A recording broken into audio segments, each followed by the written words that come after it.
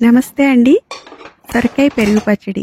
సొరకాయని చిన్న ముక్కలుగా కట్ చేసుకుని, పచ్చిమిర్చి కూడా కట్ చేసుకుని, కరివేపాకు తీసుకుని, అవి రెడీగా పెట్టేసుకుంటే, ఒక చిన్న కుక్కర్ తీసుకుని, కుక్కర్‌లో మనం కొంచెం నూనె వేసుకుని, మెంతులు, ఆవాలు, జీలకర్ర వేసుకుని, ఇవి కొంచెం వేగిపోగానే కరివేపాకు వేసేసుకుని, కొంచెం ఇంగువ వేసుకుని, అది కూడా కరివేపాకు కూడా చిటపటామని వేగగానే మనం ఆల్రెడీ కట్ చేసి పెట్టుకున్నాం కదా సొరకాయ ముక్కలు, పచ్చిమిర్చి వేసేసుకుని, కొంచెం పసుపు వేసుకుని, ఉప్పు కూడా వేసుకుని బాగా కలిపేసి మూత పెట్టేసేసి విజిల్ పెట్టాలి. ఒక 3 విజిల్స్ వచ్చిన తర్వాత మనం పెట్టేస్తే, ఒక్కొక్కసారి లేత సొరకాయలు అలాంటివి అయితే ఒక విజిల్కి కూడా ఉడికిపోతుంది చక్కగా మెత్తగా.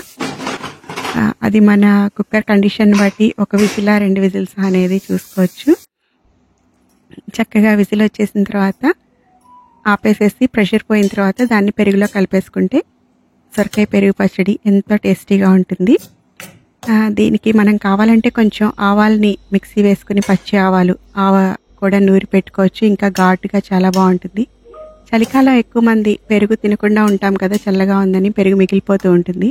దాన్ని ఇలా చేసుకుంటే చాలా చాలా బాగుంటుంది. Thank you.